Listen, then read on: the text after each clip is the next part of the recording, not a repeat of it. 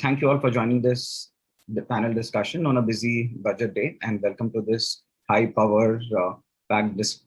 power-packed panel on discussing how the budget 2022 will impact the digital and tech ecosystem. I am Varun Gupta, representing the digital and tech investment banking team at Avendus, along with my co-panelist Abhishek Goenka, who's a senior partner at Aeka Advisors, everyone at Aeka and Avendus.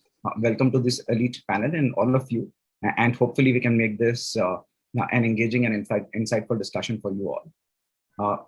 I think all of us in the recent times, especially more so, have talked about what's been happening in the digital ecosystem, be it the number of unicorns, number of decacons, the big ticket fundraisers, rich exits, IPOs. But let's not lose focus on the importance of this ecosystem to the overall Indian economy. I think if you look at the last few years, the digital and tech companies are increasingly and gradually permeating across all segments of Indian economy and in Indians' life, be it education, healthcare, logistics, B2B, payments, fintech. Pretty much most segments of the Indians' life are actually being positively impacted by the digital and tech ecosystem. Overall, the budget has been positive. It's focused on growth. It's focused on capital expenditure. The Indian digital ecosystem, however, had certain expectations from the budget. There are certain positives. If you look at the focus on improving rural digital infrastructure or steps towards making P and VC investing easy in India, or the digital university, or the EV mobility. So there are positive directions, but there are also a lot of notable misses in terms of the expectations which the ecosystem had from the budget today. So we'll cover all of these in detail. With this, let me introduce the panel which we have today. So we have Vivek Gupta, who's the co-founder at Licious, which is building India's most iconic D2C meat brand. We have Ankit Nagori, which is building in a house of iconic food brands in India. Ruchi Deepak, who's the co-founder at Acko, India's first and only digital native insurance company. Harshal, Kamdar, who's been advising multiple tech companies, first as an advisor and now as CFO at Sequoia Capital. With this, I'll let Abhishek Goenka, my co-panelist, to actually give his overall thoughts on the budget and introduce the rest of the panel. Thanks, Varun.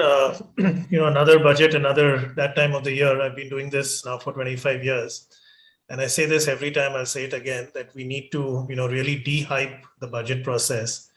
If companies are pivoting and, rewriting their business plans and budgets every month, sometimes 2 times a month, sometimes weeks apart, I actually see no reason why the government should be waiting for this one day of the year to make, all their policy announcements, right?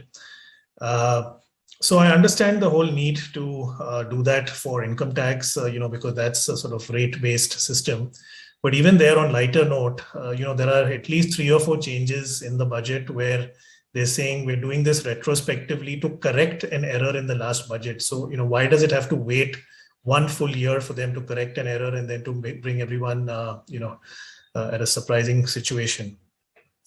So that said, I think this is a very growth-oriented budget, a lot of emphasis on capital spending. The PLI scheme has been talked about a lot in the budget. We'll have some of our panelists cover that. I'm personally quite encouraged with the whole electronic manufacturing, wearables, hearables, and all those things. Again, on a lighter note, there are 30 pages in the finance bill of different tariffs for different kinds of garments, right? And that just shows how much hair splitting we do on these things. And just taking that point forward from a GST perspective, again, not really a budget topic, but I just think there's so much simplification we need. Some is 18, some is 5 with credit, without credit. I just think we really, really need to move to a one nation, one tax system. And hopefully that happens between now and the next budget. Some big positives, I think the international arbitration is a good one at GIFT, cross-border IBC. Let's see where that goes. Fast-track exits for companies, I think that's been pending for a very long time. Crypto, we'll talk a lot about it. My personal take is that this is all that we should have expected the government to do. They're never going to call it out in black and white. Basically, they're saying, you pay your 30% tax. We'll catch you with 18% GST also. So if you can still make money after giving away 50% to us, feel free and trade as much as you want, right? So that's how I see this whole crypto announcement. PEVC committee, I think Varun spoke about it, a very welcome move. I'm hoping many of the panelists here will be on that committee. I know one for sure will be. Quite sort of kicked with the GST data that the minister mentioned about January being the highest ever month so far. And with services still not fully having bounced back, I think there's a lot more headroom then for growth that we should see coming. Just a few points on the tax side. Again, we'll talk about it. I think this whole thing about startups and tax incentives, the press is tom-tomming it. I think it's all lip service. I think there's a fundamental disconnect in how the government looks at what startups need and what it's providing. The 3 out of 10-year tax holiday is meaningless. There's a sort of hidden googly in the fine print. Hopefully, it doesn't affect anyone directly, but they've talked about any income that is found through a search. You can't offset any losses against that sort of undisclosed income. I just feel this is going to push the authorities to do more searches and then find incomes and prevent companies with losses from setting it off. And of course, no relaxation on the highly complex valuation rules. We have 3 sets of rules going in opposite directions, so no clarity on that. With those few words, let me just introduce the other panelists. We have Siddarth Pai, the founding partner and the chief ESG officer at 314 Capital, one of India's youngest but most successful VC fund houses. We have Vasant, Sridhar, the co-founder and CSO at OfBusiness, a big player in the B2B commerce and credit space. Aditya Pande, the CFO at Udaan, a company that's revolutionizing the B2B e-commerce landscape. And Deena Jacob, the CFO and co-founder at Open Financial Technologies. With that, maybe if we can just request all our panelists to give their perspectives on the budget. Ruchi, if I may request you to go first, please. Thanks a lot, and thanks a lot for actually inviting me and thinking of me as sort of a credible panelist for such an important panel. So yeah, to start with, I mean, like you guys put it, I think definitely a very holistic budget. It looks at growth in a very holistic manner, and some of the things that really probably touched a chord with me was one was the announcement around the mental health platform that the finance minister made, which is I feel going to go a long way. It's very progressive, and it's going to actually eliminate mental health taboo at the grassroots level. The Gati Shakti, which is going to solve the mobility or the mass transport problem. And then again, the chemical-free farming, for example, was things that, are going to actually improve, the quality of life for us. So definitely a great move. I mean, I hope to see some, brilliant execution on that. Mrs. Of course, I mean, there is always a wish list from the budget. There's a lot of them. There could be a laundry list. I'm sure we'll talk more about it as we go along. And I'll let the other panelists kind of talk about what's exciting them from this budget. So, Vivek, do you want to share your perspectives? Okay, thank you, Abhishek and Varun, for doing this. I actually, after listening the whole budget, I actually felt that there will be one more section which will focus on the digital economy. Okay, and I'm still waiting. Maybe FM minister may come back, say, I missed this section and I'll come back tomorrow. So that's my first reaction. I think India will not change if we'll just keep celebrating startup days and etc. etc. There is a lot to be done to make this engine more agile. The way expectations are, the way taxes etc. are, but the whole machinery has to work very, very simplistically. Any law you pick up, whether it is GST, whether it is licenses, whether it is ways to operate business, whether it is FDIs, it is extremely, extremely complicated. I think government should really think that, rather than just talking of, obviously, a lot of capital infrastructure, etc. is very long-term thinking, but there is a real business which happens on the ground, and life is not easy here. 2 years ago, I'll tell you one very interesting fact. Till 2 years ago, we did not even have a central fisheries department. Okay, and India exports $10 billion of fishes every year. Okay, so one side we keep talking about that export income is important. One side we don't even have a department. 2 years ago, in the budget, they announced that we'll have a central department of fisheries. Then next 2 budgets, I'm waiting that something will happen in that department. So next set of things will happen, and this 10 billion can become $50 billion. And that is the kind of opportunity India agricultural and animal husbandry ecosystem has. But there is no talk about it. We have completely missed talking about some of this. So my honest reaction is, I think for at least digital ecosystem, whether it is norms around listing, whether it is ESOP, MSOP, so many topics are just not talked about at all.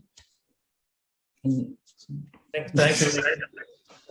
Siddarth, I know you've done a few representations before the various ministers and ministries and officials on the budget. So your quick perspectives. Sure, Abhishek. So I actually want to view this from since I'm an investor, my entire job is all about optimism itself. I mean, if you actually look at, since as an early stage investor, we actually try looking at the past or something of these companies, there is no past that actually exists. You're forced to actually look at the future itself. The one thing I'm happy about from this budget is it hasn't made life harder for people who are already working as of now. I think that's a huge plus point. The 2019 budget introduced the super risk surcharge of 25 and 37%. We saw the listed market shed hemorrhage 14 lakh crores in the span of 14 days when that actually happened as of now. So thankfully, we haven't seen things like that. That being said, I think what this budget actually does is the budget actually sets the government's intention for what I'm actually calling the decade of digital, where the government, for the first time, I've actually heard the finance minister actually use the term digital no less than 35 times. If you actually compare that with startups, with technology and everything else, that's close to 100 odd references to the innovation economy that's actually there. And that's actually massive. And that I'm actually taking comfort from that particular aspect to say that whatever changes that the government is planning, be it from an investor perspective of creating a framework for the dialogue between the private equity and venture capital industry and the regulators to actually settle new set of reforms, I'm actually looking optimistically towards that. That being said, I think one of the biggest changes the government should have actually made during this entire budget is remove some of the needless bureaucracy that's actually hampering Indian startups as of now. They've actually extended the time period for Indian startups to actually qualify for the tax benefits. You've already spoken about the tax benefits being mainly paper tigers. But the fundamental aspect of that is the government still has a group of bureaucrats who actually certify who's innovative, who's not, from the startup ecosystem to actually get that. Why does India need that? We have 450 companies whom these tax benefits apply. India needs to take a page of what the finance minister said and actually move to a more trust-based system. She's articulated that. I'm actually hopefully cautiously optimistic that something around that actually comes up in the near future itself. Thanks, Siddarth. Just a quick point on the trust-based system. They've given this 2-year window for updating your return, but hidden in the fine print is that if you do that, you have to pay either a 25% or a 50% extra tax and interest, right? So to me, that's nothing but a virtual and a permanent amnesty scheme, but more on that later. Vasant, your perspectives on the budget? Yeah, so I think I would talk on behalf of, say, the infrastructure manufacturing companies that we sort of work with. So giving a perspective there, I think that, ultimately a budget is not a collection of numbers, but it's also, I think, directionally towards the aspiration or where the government wants to go. Now, the very fact that, if you take that overall lens, the very fact that there has been the capital expenditure has increased to 7.5 lakh crores, and there is not so much prudence on fiscal deficit, I think it's directionally very right. And the incremental capex is going to go into both sunrise technologies like your solar, your battery, etc., and also your core brick and mortar, multiplier effect businesses like your defense, irrigation, infrastructure, etc., etc. So I think directionally, it's a growth-driven budget, and I think that's what I'm happy about. But when it comes to the details, when it comes to GST, compliance, ease of doing business, for example, we still file GST, 20 different GSTs for the different states that we operate in, right? So it is a hassle, and I think the problem is simplicity when it comes to all of that has been missed out. I think healthcare, again, in terms of the spend, in terms of what can be done, has been missed out. But good for an infra or a manufacturing ecosystem, directionally is what I would put it. Thanks, Vasant. Deena, your perspectives, please. Thank you, Abhishek. So I view this budget as a very progressive and balanced from an infrastructure and long-term perspective. So if you look at the infrastructure development and the capital expenditure which is planned, and the way in which it is being looked at from a states which definitely need attention and the infrastructure development, plus looking at India as a whole in terms of even from center to state processes, streamlining the entire infrastructure. Even when you look at the education, the way in which in the light of the changes that we have seen in the last 2 years, healthcare for that matter. So there are quite a few things which are thought in a right direction, but the only miss is that these are all from a medium to long-term perspective. Foundation is very solidly laid. However, something immediately which are required, which we all have been harping about in terms of businesses, in terms of ease of doing, in terms of attracting capital. For example, we are going to have a committee. There is going to be certain very broad-based announcements which are done. But is there a specific step in that direction? Nothing of that sort is mentioned. Neither those are the kind of misses which has happened in the budget.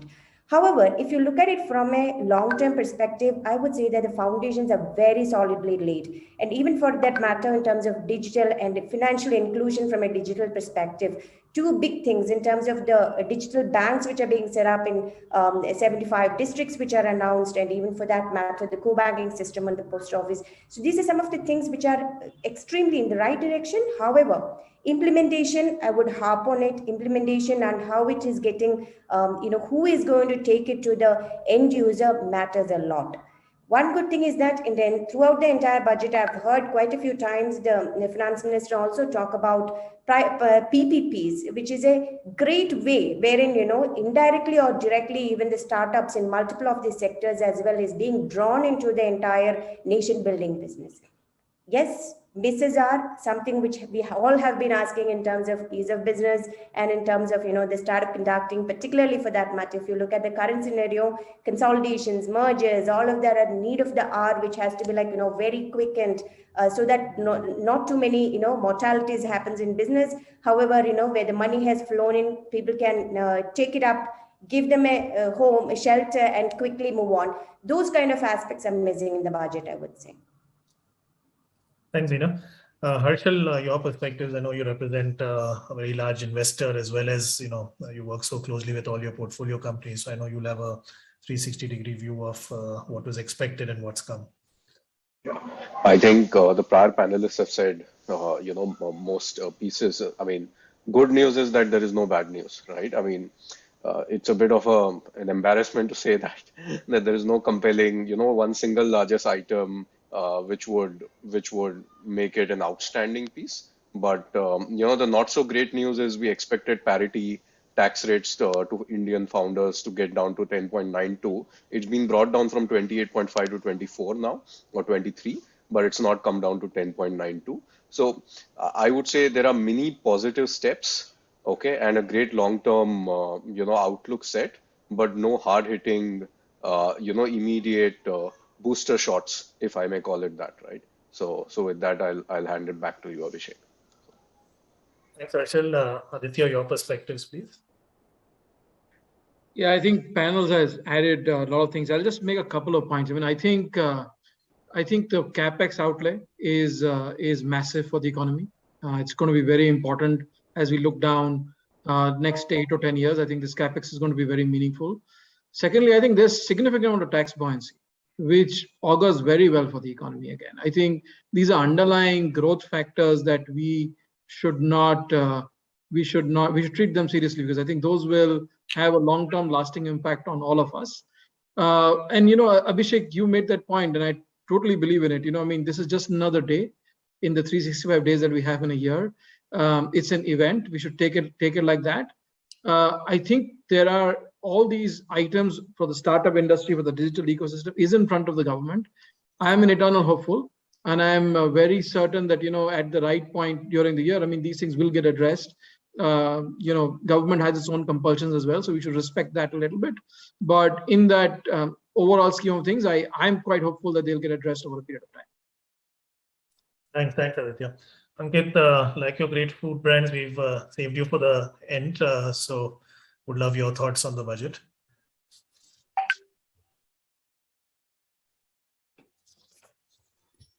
I think we lost Ankit.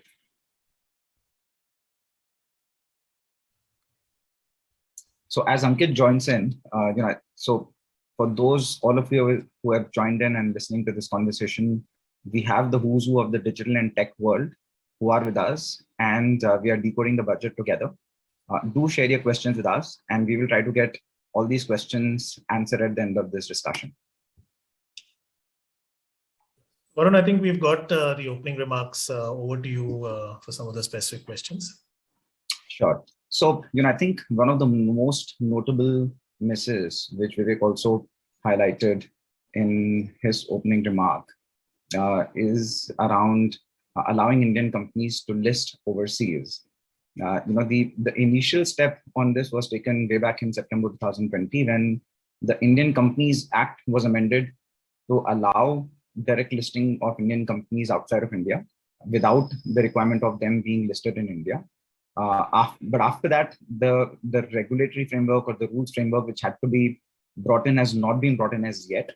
And there was a widespread expectation that this will be addressed in this budget. So 2 questions here. First question is, how important is this flexibility for the digital and tech ecosystem? And the second question is somewhat linked. If you look at the recent tech IPOs in India, be it Zomato, Aeka, Policybazaar, some of them actually being blockbuster IPOs. They've actually, with such attractive IPOs, do we still think this flexibility of allowing Indian companies to list overseas is important? So Vivek, I'll pose this question to you first, and Ankit, I'll go. It would be great if you can also share your thoughts after that. Yeah, so it's a very interesting question, and very happy to see what is happening in public markets in India. I think it is maturing very fast. SEBI has also been very open to let little bit ease up their norms on loss-making companies, etc., listing. We have also seen a lot of successful IPOs last year, but I still think we are slightly far off from a very mature market of public listing. And I'll give you example of type of different companies. For example, a consumer brand like what Ankit runs, what Licious runs, it is very easy to take some of these businesses to public markets in India. But when it becomes complicated tech businesses, whether it is SaaS, whether it is on fintech space or something which I think Indian consumer or retail markets are still far from understanding, I think their global markets are much, much better. So founders should be given freedom to raise money from the respective geographies where those businesses are well understood. And we can even pick up some example of Paytm IPO. I think that's some learning where I have read a lot of comments in media that people have not well understood this business, and that is why they are not understanding the long-term picture, etc. And we have also seen how the share price has done on after listing, right? So I think if Paytm would have been allowed to do IPO globally, some of those things I think very important for having flexibility in raising capital across the globe than just doing it with one market. Why such restriction? I don't get it, and that is why it is still very important to keep it more open than just this restriction. Right. Yeah. So Varun, should I go next? Please go ahead, Ankit. Right. So sorry, guys, I could not, share my quick thoughts on the budget earlier. Right at the time, my internet conked off. So I think the only one silver lining which I see for the last 2-3 budgets there is the fact that the government really recognizes and acknowledges the fact that there is this digital economy which is coming together. We may or may not see a lot of action on that front, but a lot of acknowledgement is there that this is here to stay. It'll be big, and hence there is some baby steps in that direction. But unfortunately, Vivek said, that's not really translating into a government making it easier for Indian internet companies or Indian technology companies to list abroad. And like Vivek said, that probably for him or me, the attractiveness of listing in India would be better, given that how for consumer brands the Indian stock markets are so lucrative. But of course, there are different models for loss-making companies, for companies which are completely different models. A lot of SaaS companies who would love to list abroad, and with so much push on make in India and so much push on localization, it's sad that companies are having to flip to other countries in terms of their domicile to be able to list abroad. So I think this area continues to be an area of focus for a lot of companies. And I'm hoping that this, like many other things that are getting addressed slowly and steadily, this would definitely get addressed. Of course, the silver lining, which a lot of people would see on the budget today, is the capping of the surcharge. I think that's one area for a lot of investors and founders. But baby steps, I would say, but in the right direction. Yeah. Thanks, Ankit. Thanks, Vivek. Yeah, Aditya, did you want to add anything on the issue of listing in India versus listing outside India? Yeah, one of the things that we were hearing was that the government is keen to, allow or look at companies that were set up overseas, largely, which had businesses in India, to help list in India. So, at some point in time, I think it should be a consideration in the grand scheme of things of the government to look at allowing businesses which are mostly in India, allowing it an easier route for listing in India. So that's something that I think we would look forward to, and a lot of businesses in the ecosystem will give them flexibility to list in their market of choice versus being looking for only one or two places to list across the world. So those efficiencies as they come into the system would be very helpful to companies that are registered overseas. Yeah. I just want to remind all the participants who've logged on, please do share your questions. We will be starting to take them in about 15 minutes from now. So please do keep them coming. If I can just change tracks to another topic that was widely debated and a lot of changes were anticipated, which is the whole Esop taxation.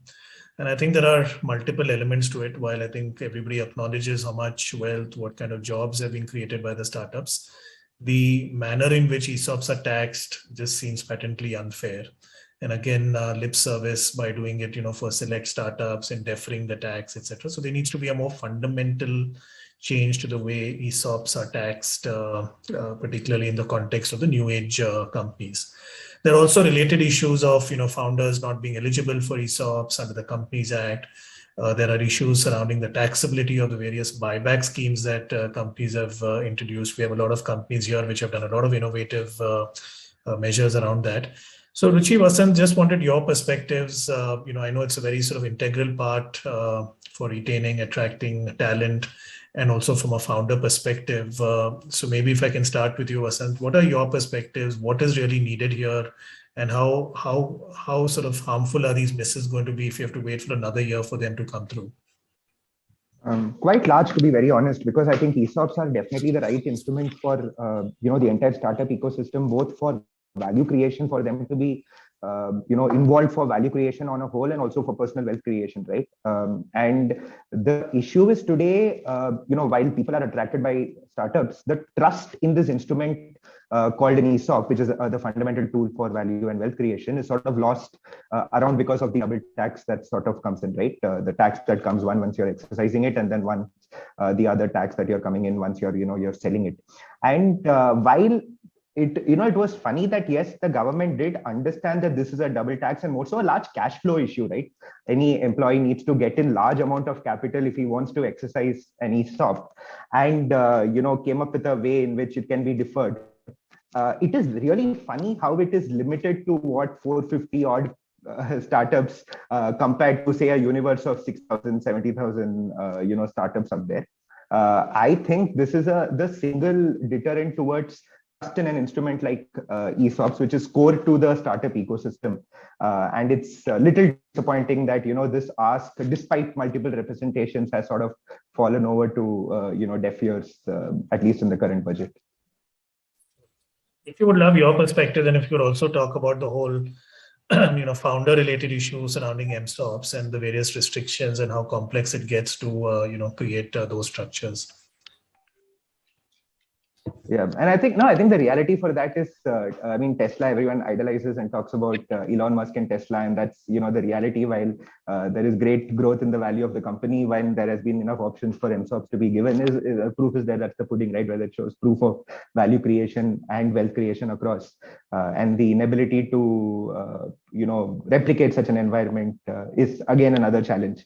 But for me, more than, ESOPs, given that at least founders tend to have enough equity at the entrance, I think the reality is the trickle-down effect when it comes to every other employee in the organization. The ESOP issue is more a larger, issue at scale, because that becomes the token for anyone who will want to join a startup. So, Ruchi, would love to hear your perspectives on this. Yeah, Abhishek, when it comes to, taxation on ESOPs, I think the government is completely disconnected with the reality on ground. ESOP, they don't realize is most employees, founders, when they start off, especially in the early stages, seed stage and some of the mid stage of the company, when they start off, they actually take, stock options in lieu of their salary, their sort of, regular compensation. So when as an employee, as a founder, as somebody who's building a company, a startup, I'm taking an equity risk. It's an investment I'm making, right? I've decided to actually let go of my fixed income, my salary, and I've decided to actually take stock options, which has an inherent equity risk to it. If I've decided to take that equity risk, why should I not get a return which is commensurate to equity instruments? But by taxing me on the highest tax slab, you're completely taking away the attractiveness of it. Now, there has been a wave of startup. We've seen whatever now 15 years of this whole journey and people being excited about it. I'm telling you, the whole sort of sheen will start, weaning off, because people will realize I'm better off maybe, saving some money and putting it in blue chip companies. I'll make more money there rather than, taking a salary cut, a pay cut and going and working for a startup. And then eventually maybe पता नहीं पैसा बनेगा भी कि नहीं, company डूब जाएगी और बना भी तो मतलब 50% मेरा highest अगर tax slab है, the government will take that away. I don't know. I mean, it makes no sense, absolutely no sense. So that's something, and they've been just completely sort of sidelining it. Like Vasant said, they came out with some measures, but I mean, is that real measures? No, because look at all of us sitting here and talk to every other startup. None of us have benefited from it. Forget the founders. I mean, look at the employees. I just feel so bad. I feel so bad. I mean, is it the fair thing to do? No, but the government's really not thinking about it. When it comes to founders compensation, again, they look at us as maybe promoters of a typical sort of promoter-run company, and the laws are all framed around that. If I look at Companies Act or any of those regulations or substantive laws, I mean, we are not typical promoters. I mean, at the end of the day, it's not like how typical promoters or a family-run enterprise would be run, where you want to control a certain thing. Then you formulated these laws. Where is my incentivization? Okay, when you start off, there is a zeal. You don't really care. Eventually, when the company reaches a certain stage and you need a consistency, how do you bring that incentivization? Then you start structuring things. Ultimately, you are breaking law at some point or in some way. Is that right? No. But I mean, again, they are not willing to deliberate on it, have like a working group which can think through and do things which are meaningful. So yeah, I mean, I think that's a huge disappointment, and tax on ESOP, big one, especially if you're charging me at exercise point. Even if I decide tomorrow not to sell, I'm paying a tax, which is huge. It makes no sense to me. And then eventually 5 years later, if I actually sell those shares, I'm also paying maybe a capital gain. So it's crazy. Like, there is absolutely, I don't understand how it works. So yeah, it's not great. And I think eventually, I think all of us as founders and who are trying to, create this passion to, build the company and to actually see value in these stock options, it's going to get difficult. Actually, Abhishek, just to actually button up here, I think what Ruchi actually raises is an extremely important point. A large number of Indian laws have not actually been written for founders; they've actually been written for promoters. They haven't been written for entrepreneurs. They've been written for businessmen. It's written from the intent or the underlying assumption that the person for whom the law is actually written for is actually out to go and cheat the government or out to actually go and cheat the tax department. You also brought that up. Any amount of money found during a certain seizure, where you can't actually offset it against any of your losses or anything as part of that. In fact, if you actually go through the finance bill, the changes have been made to the tax code itself are roughly about 30 odd pages. There are close to about 180, there are close to 150 odd pages dedicated to search and seizure as well as assessment proceedings. The government is more intent on actually tightening those screws as opposed to liberalizing it. And this is directly contributing to the fact that Indian startups are actually looking to move overseas. As of 2019, out of the 42 unicorns that actually exist in the country, more than half of them were actually headquartered overseas. The largest startup exit to ever happen in the country, technically speaking, was not of an Indian company. It was actually of a Singapore company. I think all of us know which one I was actually talking about. And all these points have actually been brought up to the government on multiple occasions in multiple forums. But somehow there's a sort of mental block that says that the innovation that's happening in the innovation economy is actually the exception rather than the norm. But if you actually look at the listed markets are not the paragon of virtue. We've actually seen the number of scams emanating from the listed markets as compared to the unlisted markets itself. All of us know what happened in 2019, how there were large companies that actually went down and the ripple effect it actually had on the entire startup ecosystem. So that lack of trust and something that the government has actually, the finance minister spoke about, saying that we want to move away from having a system that's actually going to be more bureaucratic to one that's more trust-based. That lack of trust is actually permeating through. And ESOPs is the same thing. Our ESOP regulations were written for listed companies. I can sell my shares, get the money, pay the tax. But now, I'm out of pocket from day one. I don't have any of the same rights as what an investor has. If my company does great, I will actually end up paying a large amount of tax. My company doesn't do well, I'm actually out that entire amount. That's why people are now created exotic structuring schemes that people are just moving overseas. It's absurd, patently absurd. It'll become a land of subsidiaries, not a land of startups. All because of stupid regulations that were actually written in the 60s and 70s for an entirely different generation. They were written for the Amitabh Bachchan Diwar kind of generation, not the current Bollywood, the Karthik Aryans and the other kind of guys. Might be offending some people like me on the panel, Siddarth, but we leave that for another day. But a good segue into another topic on this whole, this was a really passionate plea by three of you, and I wish it reaches the right ears. But just going into another hot topic on listed versus unlisted shares, right?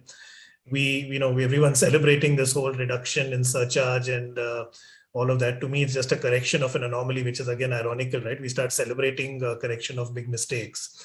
And maybe Harshal, and if I can bring you in first, and then Siddarth, if you can chime in later. What's still left to be done in terms of the whole listed versus unlisted space? Yeah. So the listed securities are taxed at 11%. Unlisted before today were taxed at 28.5, which is 2.5 times. Like you mentioned, we are celebrating it being reduced to 2 times. So we are happy paying, 2x the tax, by doing company building, etc., all of that, right? The founder does so much and does it, and to kill it, Ruchi and Vivek or Ankit spoke about it. Like the employee pays 40%, 4 times the tax that a listed company. The ask is very simple. A bad part of me expected the listed tax to go up to 28% today because we are crying parity, but even that didn't happen. But I think, it's simple, it's easy, it's elementary, right? Get it to a balance rate in somewhere in between 15 or make it same for all, So that's the single largest ask, which is extremely sensible, pragmatic, and as basic as it can get, right? So. That just to supplement this whole debate on non-resident versus residents having differential schemes and basis of taxation. Ready for me? Yeah. Yeah, so Abhishek, I think the disparity against Indian startups and rupee capital actually operates on 2 levels. One is on the listed versus unlisted, others on resident versus non-resident. A non-resident actually pays a tax rate that is actually half the rate that a resident actually pays in itself. The Indian government, for a very long period of time, seems more intent on actually getting foreign direct investment in as opposed to mobilizing rupee capital. And all our regulations have been geared around that. If you actually look at it, we look at the angel tax perspective. Angel tax was applied purely on rupee capital actually coming into Indian startups. It was foreign investors and AFs were actually completely exempt from that. It's patently absurd that particular law was only I would say not even repealed. Actually, just amended by a circular in February of 2019 itself. It actually took us 7 odd years for that entire thing to actually happen. And this disincentive against rupee capital is actually adversely affecting us. All the money that goes into startups actually goes in a direct investment. It actually contributes to economic development. It actually contributes to jobs. It allows companies to actually go and raise, to actually go and hire people, expand product, etc. Whereas if you look at the stock market, which is the paragon that the government actually puts out, the money goes from one investor's pocket to another investor's pocket itself. companies can actually operate completely oblivious for what the stock price is actually doing. So there is no logic to this entire part when we've actually bought it up with them. And that parity, that lack of parity is actually pushing more rupee capital into the listed markets, and it's actually pushing more money into LRS and these various other schemes. Indian capital is being deprived, which is why Indian capital is a mute spectator to the startup revolution that's actually happening. Varun, do you want to just pick up the perspectives on M&A and how, how? So, I think if you see, especially in the last couple of years, we are increasingly seeing Indian tech companies exploring the M&A or the inorganic route much more actively. Not just consolidation, but I think also many of the companies are looking at also exploring traditional companies to deepen their capabilities, sometimes to create more hybrid capabilities and so on and so forth. So that brings the question in terms of complexity around M&A. I think doing M&A transaction making in India has its own set of complexities. So Deena, Ankit, it would be great if you can actually share your perspectives on, what are the challenges you see when you are exploring M&A transactions, and if you were to sort of create a wish list of areas where the government can actually make M&A more easy for you, what would those be?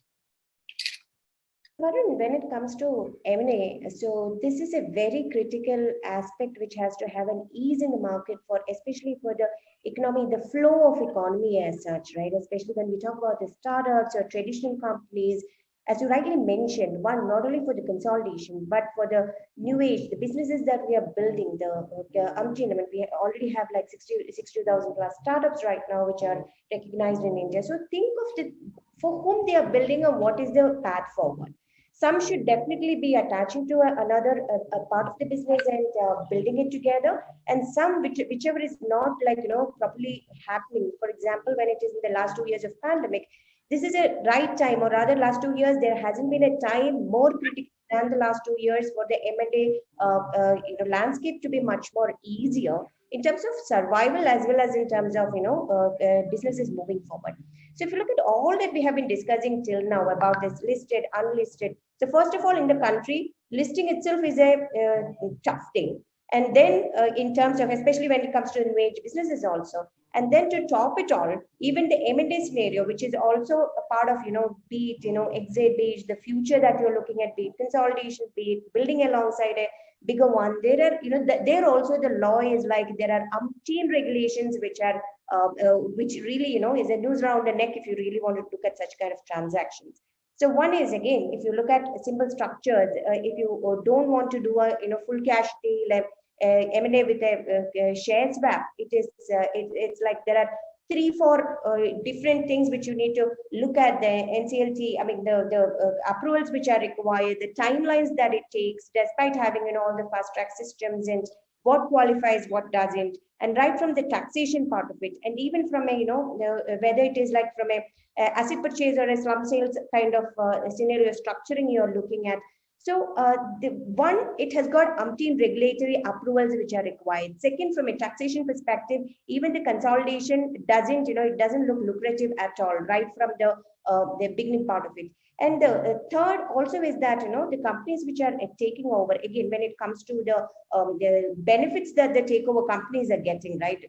For example, the losses, carry forward losses, which would go in terms of the change of control. So these are some of the aspects which we have been time and again presenting in terms of how it needs to be eased and how it needs to be looked at from a lucrative perspective, how it can be eased out. And that we haven't seen touched upon at all. And I would say that if we missed in this budget, it has been a major miss, because nowhere in the history also we have had such a requirement of the M&A being a very powerful tool for existence and moving forward. So that's my take on this part. Yeah, I think for Curefoods, what we're trying to build, M&A is the business model. We go out and acquire smaller brands and trying to roll up smaller brands, and have had a ringside view of all the various processes, etc. So I think the most efficient in terms of tax and whether it is tax at the hand of the person selling the company or the carried forward GST credits, merger or a demerger via an NCLT approval is the most efficient. But thanks to COVID, the NCLT approvals seem to have disappeared. I think we have taken 2 companies through the NCLT route, acquired 2 companies, and I think one of them is now 14 months. The application was filed 14 months back, and another one was filed just a month back, and lawyers told us don't expect it in 2022. So the most tax efficient one takes 12 to 14 months to come. And during this period, I've been told by our friends at Aeka Advisors that there are a lot of tax leakages across the board. So even if this happens after 14 months, during this period, we're not sure whether we can look at a clean P&L. And all the other options, like Deena mentioned, whether it is a BTA or a slump sale or anything else, it is just so tax inefficient. In fact, even if you're looking to get a person through a share swap, the person has to pay tax right away. Exactly like how the ESOP discussion we were having. So, person is not making any money right now, but has to pay the tax on the virtual gains because of the swap happening. So, I think, like Deena mentioned, given that the commerce aspect of the country has moved forward so many times in the last few years, there would be consolidation across the board. And I don't think our rules are designed for smooth consolidation. And COVID has made it worse. NCLT is, it's really the law. I've been told there's a huge backlog, and COVID isn't helping. And I don't think if it has anything to do with the budget. I think Abhishek or Varun maybe started off by talking about the fact that businesses are now so nimble and change their course so many times a year. But how can this be a part of a budget? It's a policy change which has nothing to do with creating new budgets for the year. It has nothing to do with incomes because of tax, direct or indirect tax. It's policy work where it can change now or next month, and I'm hoping that this can be taken up during the middle of the year also. But a lot of changes have to come with respect to M&A, and definitely the speeding up of the NCLT backlog is much needed for the ease of doing business.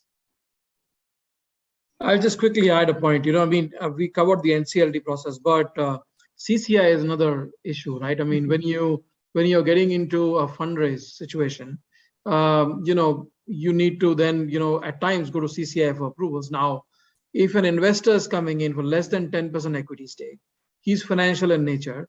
I mean, why does CCI need to get involved? 10%, under 10%, stake, which is financial in nature, in our mind should not attract CCI. It just delays the process and just delays the fundraising for companies. Yes, I mean, if there is a strategic angle to it, or if there is an angle that the government is worried about, definitely it does make sense. But other than that, under 10% investments by one investor should be out of the CCI scam. It looks like the CCI thresholds have been written probably a decade back without realizing that it will impact the digital and inflation. Exactly. Yeah. Hopefully the panel which the government is looking to set up, and hopefully we'll have participation from the members of this group, which will hopefully make some of these things easy for us. With this, I think given we have 10 minutes, maybe we should segue into some of the Q&A that we've received from the audience. Abhishek, you want to go with the first question? Oh, so I think we didn't touch enough upon the crypto change, and I think there are a bunch of questions around crypto. Maybe if we can just do a semi-poll with a show of hands, how many of you think that what's been done is sort of good enough for now? I'm saying it's good enough for now, but quick show of hands. It takes away the ambiguity for now. Yeah, exactly. Yeah, it legitimizes as opposed to simply looking to ban it and move it underground. That is saying we acknowledge the fact it exists. Let's actually tax it, and let's actually begin a conversation on what the future actually entails on it. Okay, so great. The next question relating to the same topic is, the budget also announces the central RBI's digital currency. Any views on how it can impact our economy or how it can help us? Actually, on crypto, I have a very, very different view. Definitely legitimize it. It's good. I mean, what 30% tax is insane. This asset class is just starting up. And, if you look at the data, I think it's mostly millennials from tier 2, tier 3 cities who are trading in crypto. It took us a long time to actually, generate that kind of interest for mutual funds and stock trading. And if cryptos are actually already seeing that kind of, interest, why would you just kill it with a 30%? I mean, it could have been a 15%, 10%. I mean, I don't know what's the logic, but I personally feel it is going to really, I don't know, work for the sector or not, really.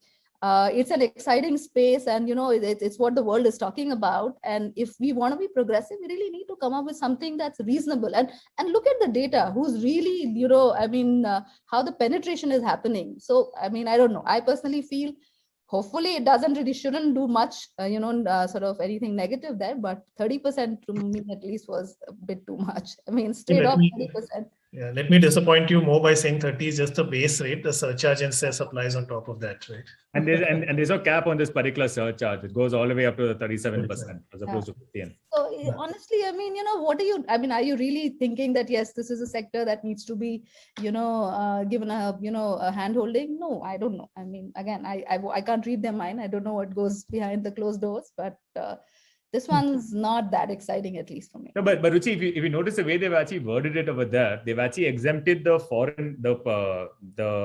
cryptocurrencies issued by the Indian government and foreign government. So this is their way of saying that, look, this sort of semi-gray area actually exists. Let's actually tax it out of existence the way they tax a whole bunch of things of existence, and let's actually legitimize what sovereign governments around the world are actually going to bring up. So this is step one in that. Step 2 onwards is going to start creating incentives along the lines of UPI for the RBI currency itself, and all the global banks will get together to do that. And step 3 is to slowly just try shoehorning crypto away and to actually make it like a niche investment class as opposed to a more viable option for a bunch of people. Yeah, and one of the questions that's come is, what about those trades that don't happen on an exchange, right? And how will sort of those get tracked? And I think the other thing where there's ambiguity, at least in our reading so far, is this 1% TDS an obligation on the people trading or on the exchange? Because I think that's what, again, the government loves doing, putting the burden and onus on the sort of intermediary rather than the people, buying and selling. There's another question which has come, in terms of... Just on that, Abhishek, on like Ruchi and Sid are overthinking. The way it would have happened is, what is the tax rate on gambling and horse racing? Okay, 30%. Okay, put this in. I mean, maybe based on a true story. So this is the reality. I think that was referred to as well. So that's the broad strokes reality on how it would have actually happened. Sorry, Abhishek. But Harshal, if you actually look at it, the tax rate that actually applied to unlisted securities and startups was only 1.5 percentage points less. Exactly. 28.5 as opposed to 30. So the asset class we invest into and all of us operated in is just about a few percentage points less than gambling, according to us. Yeah, and put our blood and sweat, right? I mean, put everything. Yeah, true. So, absolutely. Yeah. Let's stop businesses and start gambling. There's an interesting question as to, how can freshers get more job opportunities in startups? A completely non-budget question, but just to maybe change tracks and lighten the moods. All of you are running great companies, so at some stage, please keep that in mind. There's an interesting aspect in the Income Tax Act, which is a question and something I also wanted to highlight. An amendment to Section 68, which puts more and more onus to prove the creditworthiness of your investor, even if that investor is out of India. So basically, what was already a section which allowed them to tax share capital as income has just become stronger. So just a sort of quick word to say, please focus a little more on valuations and all of those aspects and the category of investors. And again, there are a lot of carve-outs for Indian AIFs and other accredited investors, but again, a crazy move that I just wanted to point out. Varun, are there any questions that you've got? Actually, Abhishek, on that lens, I think one more point we should actually highlight is the change that's actually happened to Section 179. So what is actually said is, in case of any liabilities of a company to the tax department, it actually becomes a liability of the directors in case a company is unable to pay. Previously, it was interpreted that if the company went to liquidation at that tax due they couldn't pay, the directors would have to step in. But now, if there are any tax dues that are there, and if the company doesn't actually pay that, they can actually go against the individual directors, which is patently absurd and pierces a corporate veil in a manner that's unheard of, actually. Totally had it on my list, Siddarth, and it again applies funnily only to private companies. So again, a debate on should you really remain private, because I think even that whole play between private and public is not that much. Varun, next question from your perspective. I know someone's asked you. So the next question is actually the PLI scheme in India has actually been, or at least seems to be doing pretty well, and the scope for that has been expanded today to include even the solar equipment, and it's touted that it's going to help about 60 lakh job creation in India. So any views on how it, given a lot of the digital and tech companies have manufacturing working at the back end, or B2B companies like OfBusiness, for example, Vasant, that work with a lot of manufacturing companies. So any views on how the PLI scheme is benefiting the digital and tech ecosystem? Yeah, so I think the notion of PLI towards enhancing domestic manufacturing, reducing your import dependency, and sort of making you more cost competitive is directionally right. But I think the way we are seeing it on the ground is not to just view it as a domestic regulation that's been changed. But I think generally, if you look at manufacturing itself, I think it's a good time to be in manufacturing in India, because there are two things coming in, right? Your domestic ecosystem is conducive with something like PLI, which is encouraging capex investment, but also at a macro level, people are looking at options apart from China for production, and then there is a lot of headwinds coming in. So, and if you look at the immediate numbers, it's very, very good. If you look at something like electronic manufacturing in mobiles, while till some time back there was one issue in terms of too much of import cost for the components, the reality is that today it's still a large market. It's gone up to $15 billion already in a year. Aspirationally trying to hit $100 billion in a 4-year horizon, which is large numbers. Similarly, another sector that we are seeing a lot of opportunity for Indian manufacturing to boom is a mix of PLI and export-led demand consumption coming in. Is typically garments or apparel as another sector. And there, what we are interestingly seeing that Indian apparel and textile has always been a $35 billion market, but just look at the last 12 months, that's $40 billion. And this is not driven only by PLI, but it's driven because US not wanting to import China cotton and everyone wanting another option there. So I think the timing of PLI is good. And I think when India is becoming a more attractive destination, the need to invest in capex, it's the right time there. But there are still things that need to be ironed out. For example, if you look at tower PLI for electrical tower and manufacturing, the problem is still there is so much import duty when it comes to the procurement of components, the BCD associated with it. It will still be not competitive for you if you are exporting to be competitive on something like the global supply chain. So few things like your BCD, your import duties, all of these need to be ironed out.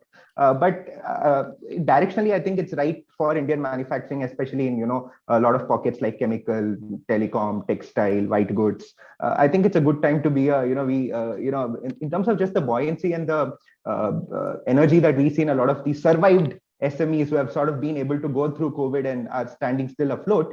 We see a lot of optimism and towards what they will see in this decade than probably what they've seen over the last 15 years. Yeah, no, I would actually echo Vasant's comments on the entire manufacturing bit. I think it's great that at least they're thinking about it. PLI is a great move. I think whenever I look at Bangladesh and how we lost out to Bangladesh on the garment manufacturing, I always feel, oh my God, that belonged to us. So hopefully, some of those will really see a huge upside. But the only thing is, does PLI only help? No, manufacturing, if you look at the laws, the ease of doing business that government keeps talking about is worse actually when you get into manufacturing. So yeah, I hope they do at least some more sort of meaningful change there. And definitely that's going to be a very good move. Yeah, actually, whatever Ruchi is saying is right. And we are in business of manufacturing and distribution both. For every single location we operate, we need, I think, 10 to 12 licenses. And with 18 cities, we have around 120 such locations. So by that mathematics, we have 1,200 licenses to be applied for and renewed every year. And every single time we add location, you can imagine the mess. And, in a few years, my maybe compliance team will be bigger than whole Licious just doing this, right? So, somewhere we keep talking this single window, ease of doing, we should really understand what a company goes through to do business in India. It's just not easy. And then so much of gray laws. Yesterday me and Siddarth were talking. Government is asking us that fresh meat and frozen meat fresh meat has actually no taxes, but frozen meat is taxes, and government is asking that prove us that it is fresh meat. I said I can bring a live goat at your house and prove it. So so it's just so bizarre. We should make our life simpler. It's not that we are trying to save tax, but if law is clear, just tell us the tax rate will pay, as simple as that. Rather than just going here and there, holding the ear like this. And confusing the founders, and so many of issues around compliances. It's just so messy. So even from an investor perspective, also the common joke amongst the Indian investing industry is that you have an investment team and have a 4% compliance team. Because it actually takes that much to actually sit and run a fund, where you sit and ask for permission from someone, file that particular part, 1 comma changes, some regulation, you have to sit and go run everywhere on top of that itself. It's crazy. Yeah, but done well, the PLI scheme, has massive potential just from an employment perspective. As much as we try in the service industry, we'll be only able to get that much employment. But done well, the manufacturing and PLI sector, can have a dramatic impact on the economy. And I think government's making the right step in investing in it. Now, there are all these hurdles that they need to work through, but just from the employment generation that it'll give and the space it'll make for us in the global scheme of things, I mean, it's something that, the government should put all its energy behind, actually. No, absolutely. Absolutely. I think a great move, and hopefully some great execution to be seen there. I think on the regulatory issues, Deena, being part of fintech, financial ecosystem and RBI compliances would also be something that you would be facing quite rigorously. I think overall the issue is that clarity is something which is extremely important when it comes to regulation, and that gray area unfortunately is not actively being taken away, or the black and white gray doesn't go to move either to black or white very, very vividly. And especially when it comes to the new age businesses, even for that matter from a fintech perspective. But I'm glad to see that in the last at least in the last 6 to 8 months we have had a lot of, within the budget and outside also, a lot of things that the government is actively trying to do in terms of how we can see. I see a lot of caution in the very larger scheme of things, though there is intent. And in the budget also, you can see the same thing. There are spends, there is commitment, all of that being there, but extreme caution, right from a crypto, wherein it is more like about the fear about the parallel currency and the parallel flow which is happening, wherein I have control on mine, and the other aspect being the right from there to the regulation, wherein, in terms of clarifying in what it is, even to the, when it comes to the fintech as well, right? So that is where the relationship between, the RBI, the regulated entities, and it is a known fact that there is new age entities which has to come into picture for taking this into the market as such. So these are the areas we need a lot of clarity and a lot of effort in terms of putting it in black and white rather than, taking off the gray areas, I would say. And which is where, from the budget, if you see most of this, where be it manufacturing, you see intent everywhere, capital expenditure, commitment. However, the fine print of how it has to be executed, implemented, the whole thing of conceptually telling I want to have the public-private partnership, but at the end of the day, how it is being, even for that matter, from employment, the question on the pressure, how do you get a job, right? Today, if you see, a lot of money has gone to startups in the last 2 years, even during the pandemic, right? However, if you look at the skill gap and the way in which you can produce something from India has become extremely expensive. One, when we talk about the ESOP, it trickles down into that. When we talk about, the ways in which the skill development is happening, that just takes through the roof in terms of modern technology. So it is not only, the classroom kind of training. Now we talk about reskilling, upskilling. How do you hold hands with different segments which are coming up, the new technologies which are coming up, and practically give it in terms of, the startups or new age businesses, a help in co-creating curriculum, and that too, not like, a program which is already created, but a dynamic program. So these are some of the things which we need to actively look at implementation, not only the money, but where we're going to spend, what are the programs, and what are the need of the hour. So I would say those kind of things, both from compliance as well as from implementation, we need to see that coming up. Great. I think the questions and topics for something as interesting as this. Well, unfortunately, there are many, but there is always a paucity of time. Really appreciate everyone on this panel and all of you all who have joined us for this conversation on behalf of the Aeka and Avendus teams. Thank you for joining this conversation. Hopefully it was an enlightening one, and hopefully, some of the concerns, messages that we discussed in this discussion today will reach or land on the right ears, and and some of the concerns will get addressed without waiting for the next budget. Before we leave, I really want to, that hopefully, this could reach the right ears is one thing that I didn't see, and hopefully maybe next budget is some scheme for women entrepreneurs and bringing women back to workplace, maybe some nice tax slab or something for us. That would be really nice. We're talking about diversity, we're talking about inclusion. It's a hard one. We need government help. So hopefully we could see something there. That would be great. Thank you. Thank you, everyone.